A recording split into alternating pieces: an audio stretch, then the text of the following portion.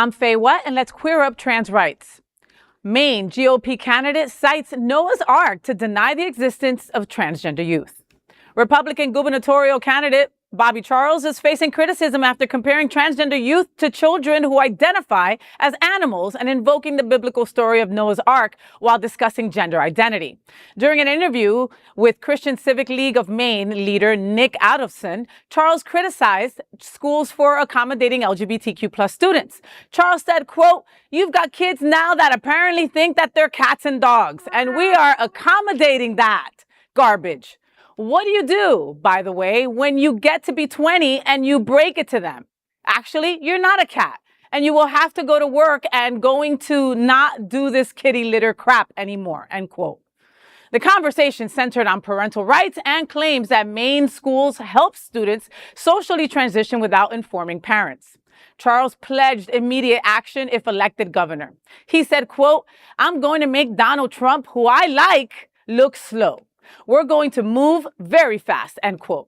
Charles also criticized gender-affirming care and compared gender dysphoria to phobias. He said, quote, "We know the Bible has a very clear understanding. Noah didn't take 27 genders of animals. He just took 2 as far as I remember. There's only one God and he makes male and female, and that's the way that will always work," end quote.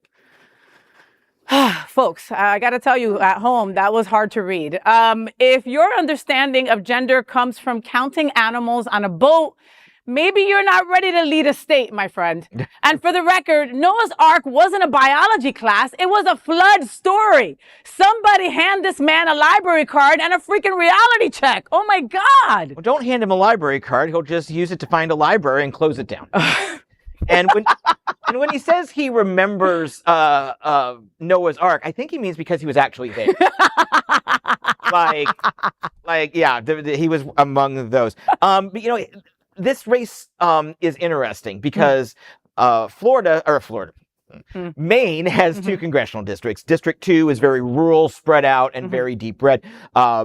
District 1 includes Portland and Bangor and is very blue and populous.